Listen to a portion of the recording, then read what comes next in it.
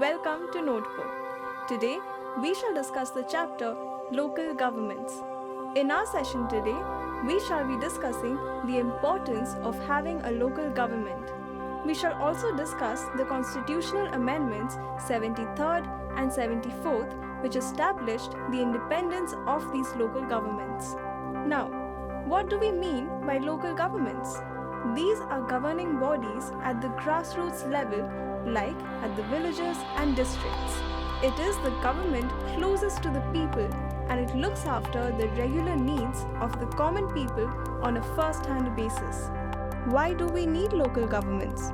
Local governments are efficient and people-friendly bodies which are nearest to the people. They also ensure participation of common people, keeping in mind the actual meaning of a democracy. Local governments are also most well equipped to look after local interests. In 1882, Lord Ripon, who was the Viceroy of India at that time, took the initiative to create the first local bodies of modern times. They were called the local boards. In the later years, Gandhiji too voiced the need for local governments that helped to decentralize power. In 1989, two constitutional amendments were introduced by the Centre for strengthening uniformity and functioning in the country. In 1992, the 73rd and 74th Amendments were passed in Parliament. The 73rd Amendment was for rural government or Panchayati Raj institutions. The PRIs and 74th Amendment was for urban local government or Nagarpalikas. Brazil, as an example of local government, had outshined many countries. The Constitution of Brazil created states, federal districts, and municipal councils. Each entity has their own jurisdiction and independent powers. The states are not interfered into by the municipal councils. Thereby, the provision of Constitution protects power of local government body. With the enforcement of the 73rd Amendment, the states were to form a uniform three-tier Panchayati Raj structure. At the lowest level is Gram Panchayat with village or a group of villages. Next is Mondal or block or Taluka Panchayat, and the topmost level is Zilla Panchayat that covers the entire district. Also created was the Gram Sabha, consisting of all adult members who were registered as voters in the area. 73rd Amendment elections. Elections to the three-tier structure of local government happen every 5 years. For when the states dissolve such panchayats, fresh elections happen within 6 months. The election of members to panchayat is done directly by the people. Next we come to the 73rd Amendment reservations. Reservations of elected members to Panchayat provide 1/3 of all positions to women in general category. This applies to women's reservation in category of scheduled caste and scheduled tribes, backward castes also. Reservations apply to seats for scheduled castes and scheduled tribes and other backward castes. These reservations also apply to the position of chairperson at all 3 levels of Panchayat. 73rd Amendment transfer of subjects. 29 subjects included in the state list of subjects are transferred to local government or Panchayat as per the state's decision.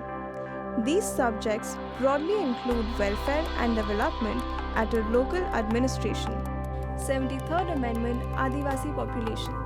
In 1996, a separate act was passed so that Adivasi populations could get 73rd Amendment provisions in many states. This act protects the rights of Adivasi population for use of water resources, forest cover, etc. More powers are provided to Gram Sabha and Panchayats to provide these communities with protection and use of resources in a way acceptable to them. 73rd Amendment State Election Commission. As per the amendment, the state has to appoint an independent state election commissioner for free and fair elections to panchayats. Earlier, this was conducted by the state government, though it is presently under State Election Commission, an autonomous body. 73rd Amendment State Finance Commission. It is mandatory for the state government to appoint a State Finance Commission every 5 years. This body is constituted to maintain the finances of local governments. It would also maintain records of the financial relations between state and panchayat, between urban and rural local governments, such that funds are allocated without political interference. Next we come to the 74th Amendment.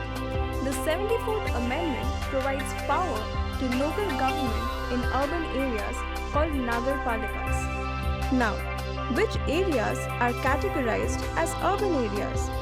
Census defines urban area as one with 5,000 minimum population, a place where the minimum 75% of the male population are working in non-agricultural jobs. There is a density of the minimum 400 persons per square kilometer.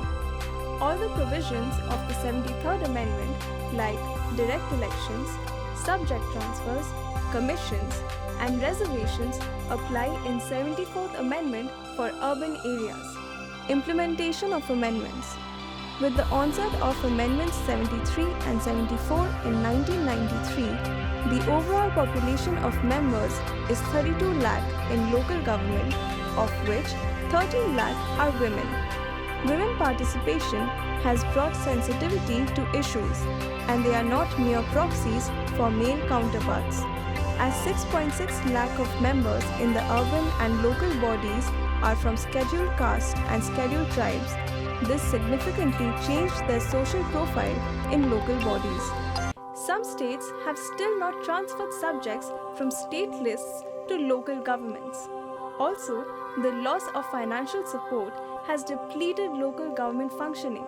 They raise 0.24% of the total revenues collected and account for 4% of the total expenditure made by the government. Local governments are thus still not completely independent. Power has yet not been decentralized completely. This brings us to the end of the interactive session. I hope you enjoyed the topic local governments. Thanks for watching. Goodbye.